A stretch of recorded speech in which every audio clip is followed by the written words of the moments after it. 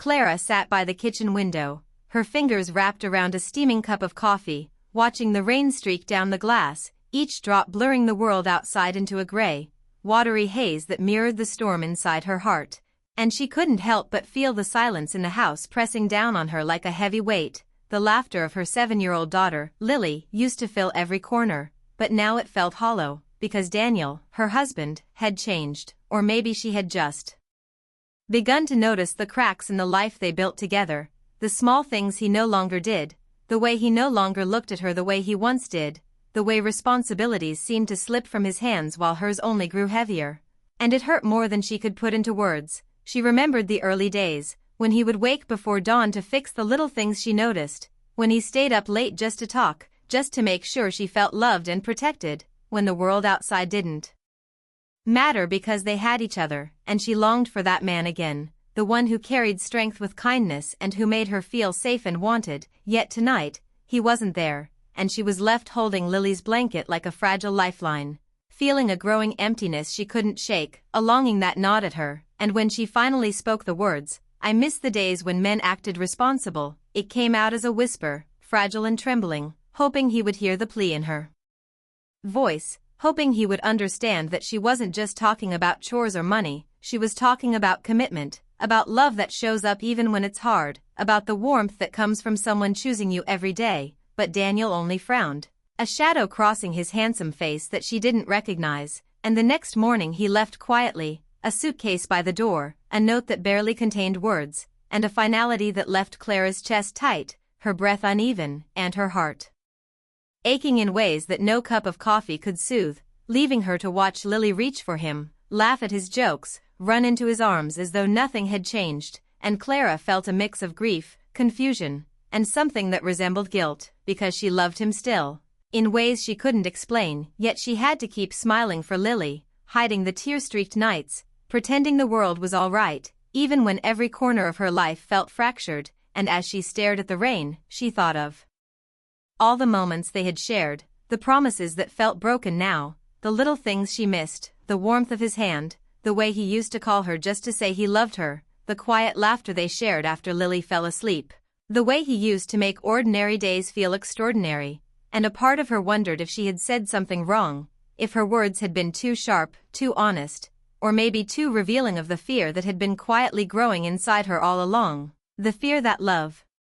could be lost, that the man she married could disappear not just from her home but from the heart she thought she held so firmly. And Clara realized that this emptiness was only beginning, that the house would echo with silence, that Lily's eyes would light up for someone who had left, and she would have to find a way to hold herself together, to gather the pieces of her heart, and maybe, just maybe, hope that life had a way of returning what was lost, even if it came differently than she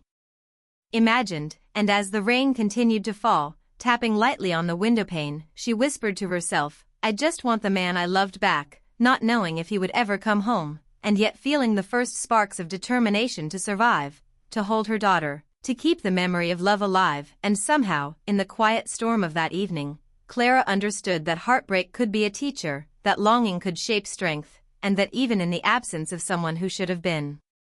her partner, she could begin to learn how to stand on her own, with a heart bruised but beating, with hope fragile but present, and with the first, tentative steps toward reclaiming herself, even as the echo of Daniel's absence stretched across the empty rooms she had once shared with laughter and love. The weeks slipped by like sand through Clara's fingers, each day blending into the next, yet the ache in her chest remained, heavier with every passing hour, as she watched Lily's eyes light up when Daniel called, or when he dropped by with a smile that seemed to erase all the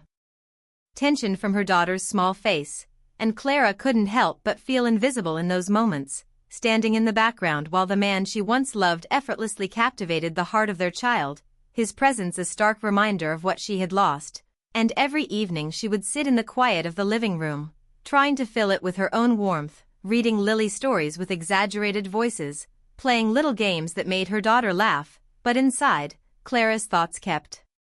returning to Daniel, to the man who had chosen distance over responsibility, leaving her to navigate the chaos of raising a child almost alone, feeling both grateful and resentful for the bond he maintained with Lily. Grateful because he loved their daughter and resentful because it made her feel sidelined in her own home. And Clara couldn't stop imagining the conversations he might be having with Lily, the small moments of affection she would never witness, the words of encouragement, the laughter, the secret smiles shared between father and daughter. And every time Lily ran to the door at the sound of his car, Clara's heart tightened, a mix of longing and frustration that made her question her own worth, her own ability to hold her family together. And she realized that while she had tried to speak her heart when she told him she missed the days when men acted responsible, her words had created a rift, a chasm that seemed impossible to bridge, yet she refused to let despair consume her, so she focused on the little victories, the nights when Lily snuggled close, whispering secrets about school or drawings she had made, the mornings when Clara managed to coax a smile onto her own face before the day began, and the afternoons when they would walk through the park, hand in hand, feeling the crisp air on their faces, the wind tangling Lily's hair as Clara tried to hold on to moments that felt fleeting, because she knew that love was more than the absence of pain. It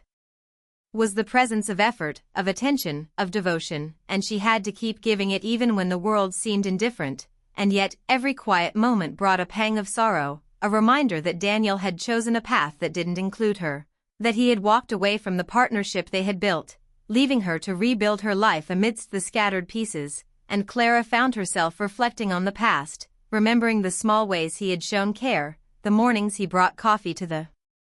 bed, the evenings he stayed up late to talk about nothing and everything at once, the way he once took Lily to the park just to see her laugh, and now all of that felt like distant echoes, yet they haunted her in a way that was almost comforting, like a ghost of the life she had imagined but couldn't hold. And some nights she would lie awake, listening to the quiet hum of the city outside, imagining Daniel's thoughts, wondering if he ever regretted leaving, if he ever missed the warmth of their home, the shared glances over breakfast, the comfort of knowing someone understood you without words. But Clara also knew that she couldn't live in the shadows of what was gone, so she began to notice her own resilience, the strength she had discovered in herself, the ability to soothe Lily's tears, to create laughter when the world seemed heavy, to make ordinary days beautiful with her own hands. And in the quiet, she allowed herself to hope, not for Daniel to return immediately, not for the past to rewrite itself, but for a future where she and Lily could find joy, even if it meant doing it without him. And as she watched her daughter sleep at night, her small chest rising and falling peacefully, Clara realized that her love for Lily was more powerful than the heartbreak, that every smile she could coax from her daughter, every whispered secret and shared giggle, was a testament to the life they could still build together. And though the longing for Daniel lingered like a shadow at the edges of her days, Clara began to see that love wasn't just about who was present, but about who remained steadfast when everything else shifted. And in that realization, she found a quiet courage, a promise to herself that no matter what, she would continue to nurture, to protect, to love fiercely, even when the world seemed uncertain. And she began to understand that the bond she shared with Lily, built on trust, patience, and unwavering devotion, was unbreakable. And though Daniel still held a place in their lives, his absence had carved space for Clara to grow, to shine, and to learn that strength often emerges from the places where heartache resides. And as the days turned into weeks and the weeks into months, Clara felt a slow, steady transformation within herself, a sense that she could endure, that she could thrive, that even in the shadow of a love that had faltered, she could create a new story, one filled with tenderness, resilience, and the quiet joy of a mother who refused to let the past define her future. And in the stillness of those rainy afternoons and long evenings, Clara discovered that hope, even fragile, was enough to keep moving forward, one step at a time, with Lily's laughter as her guide. And though the ache of longing never completely faded, it became part of the rhythm of her life, a reminder that love is complicated, unpredictable, and sometimes painful, but it can also be enduring, transforming, and infinitely worth the heart it shapes. And with every small act of care, every whispered goodnight, every hug that lingered just a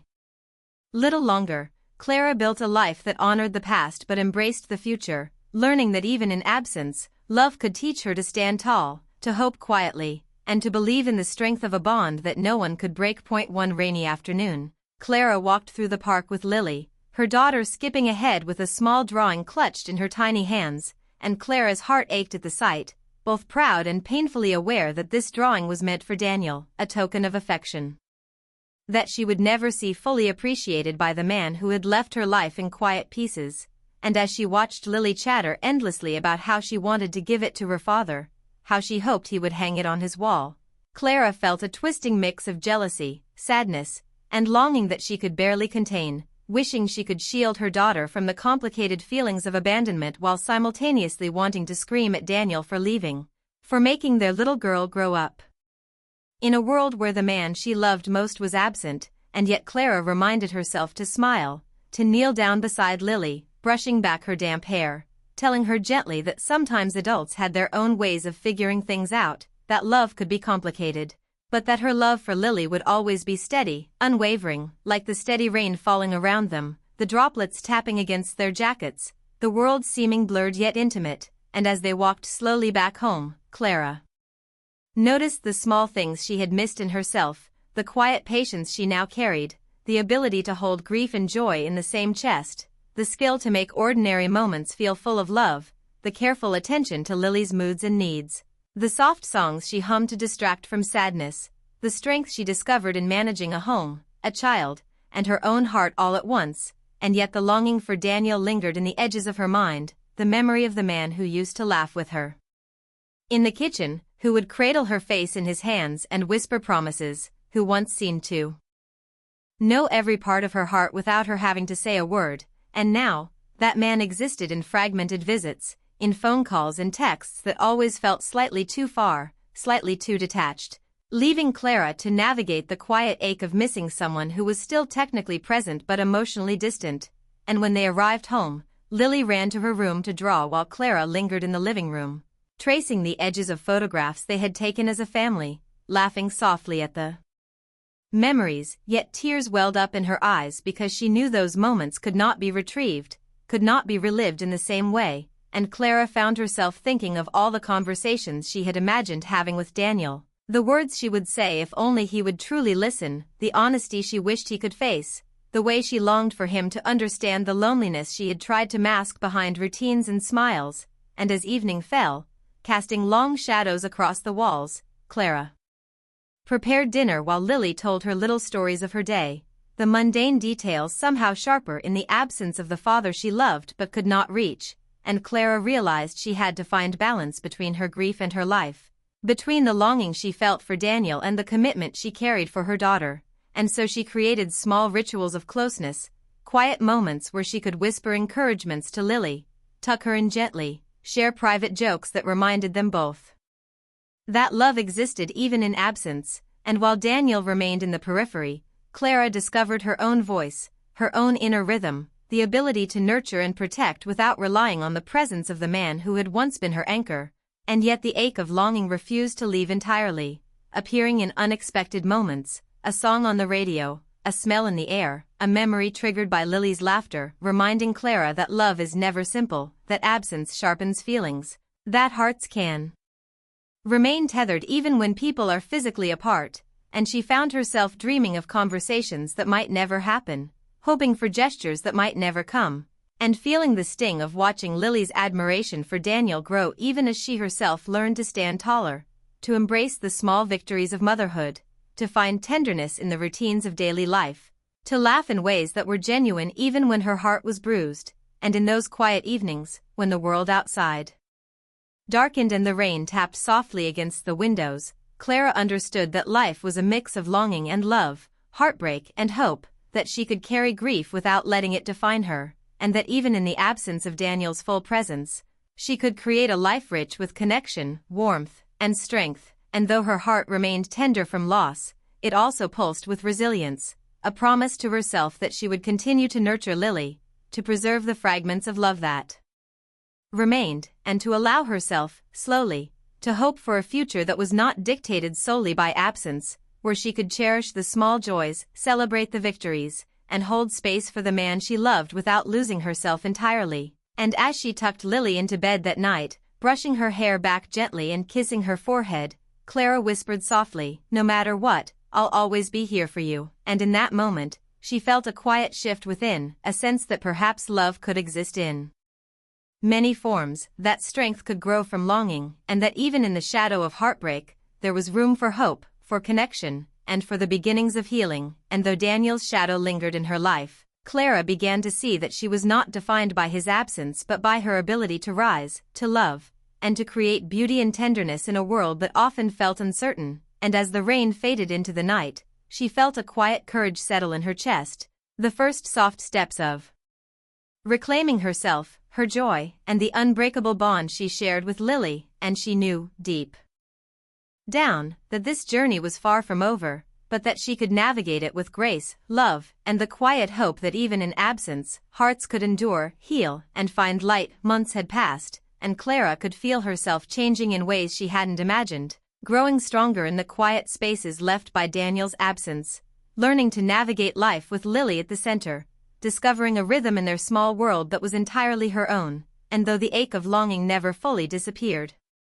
it softened into something that was part of her daily heartbeat, a gentle reminder of love lost but also of love endured. And Clara began to notice the small victories that once would have gone unnoticed. The way Lily's laughter filled the living room and made her chest lift, the way her daughter would curl up beside her at night and whisper about her dreams, the way she could manage the chaos of daily life without feeling completely overwhelmed, the dinners she prepared that brought warmth even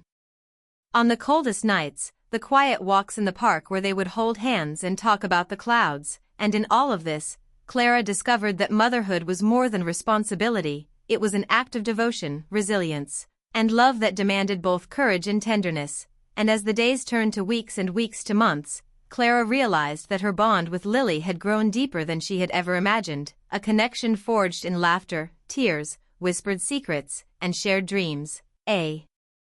bond unshaken even by Daniel's intermittent presence, whose phone calls and visits reminded them of what had been but also highlighted the space she had filled with her own strength. And Clara felt both sadness and pride in knowing that she had managed to create a life of warmth, laughter, and love without relying on the man who had once been her partner. And yet, the longing for him lingered in quiet moments, the memory of his laugh, the warmth of his hand, the way he used to understand her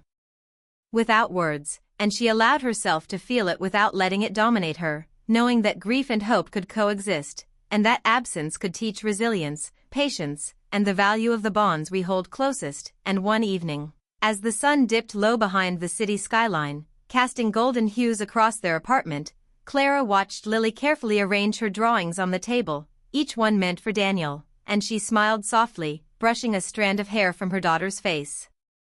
Realizing that love was complex, layered, and sometimes painful, but it was also enduring, capable of growth, and transformative in ways that shaped hearts and strengthened souls. And Clara reflected on the months since Daniel's departure. The quiet mornings when she sipped coffee by the window, the evenings filled with stories and laughter, the way she had discovered new depths of patience, empathy, and joy, and she felt a quiet sense of accomplishment, knowing that she had managed to survive